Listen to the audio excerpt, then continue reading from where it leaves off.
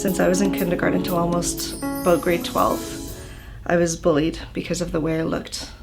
Because of this, I had huge depression, and I hated myself for the way I looked, to the point that I tried to look for ways, any possible ways that I could, to change my skin color, my eye color permanently. I dyed my hair blonde because that's how society portrayed the image as how beautiful it is.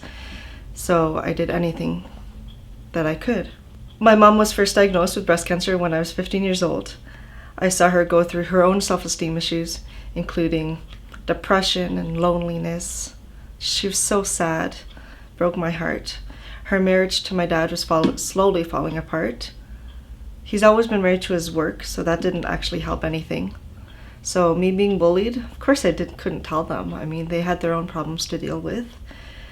So I ended up hiding it for myself for years. On the exterior, I was this happy-go-lucky kid, always playing around, playing with friends, having birthday parties, you name it. I was happy. But on the inside, I truly wished I didn't live and I could just disappear from the face of the earth. So with that being said, when I was 17, just about to finish high school, I was to the point that I couldn't handle it anymore. So I tried to kill myself. I tell you now, thank God for my sister and her friends for being there that night and having a party, because they did anything that they possibly could to stop me. Obviously they stopped me, and I was angry at them. So after still many, many years of low self-esteem and depression issues, it wasn't until I was about 30 years old that I decided to break that chain of bondage that I allowed to hold me back from all of these years of being unhappy. Guess what? I'm 34 now. That was only 4 years ago. That I was able to be like, you know what? Screw the world. I am who I am. I am who God made me, and I should be happy because of that.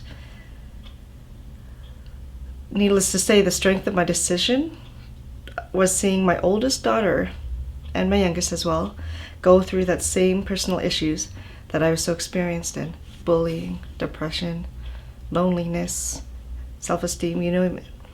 And it's so funny because God works in such miraculous ways when you least expect it. When that chain was finally broken, it was when we actually started attending the church that we are now. It's Crosspoint Fellowship.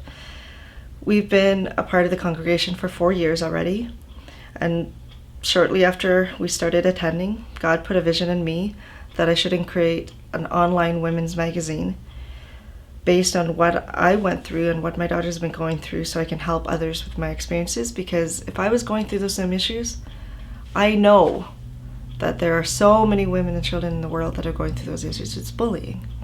It happens in schools, and it shouldn't happen, in my opinion. So with that being said, that God put a vision in me, and so I made it happen. And it's been so amazing, like the experience that I've had at Crosspoint Fellowship, and just all these years, it's been a true blessing. I've experienced deliverance. I made so many friends at the church. Our relationship with my husband, my girls, became stronger. Just everything fell into place because God was watching over me. I didn't see the bullying. I now don't see the bullying and my depression and all that. I don't see that as a setback. Honestly, I see it as a blessing. Ask me 5 years ago, I would say something differently. But now I see it as a blessing because it was allowed me to be stronger, and it allowed me to grow up as a woman, as an individual, and actually truly believe in myself and have faith in myself and in others, so that I can actually be a blessing to others and they can be a blessing to me. So if you're going through something that's with bullying that you can't share with anyone else, just know, and if you could take anything out from my testimony today, just know that God's always with you, and He will never put you into a situation that you can't handle, because it's unique to you, and He knows that you'll have strength to achieve it. So that's my message for you today. And again, if you can take anything out of it, He'll always be with you, and just always have faith in Him and turn to Him for guidance, because He will show you through.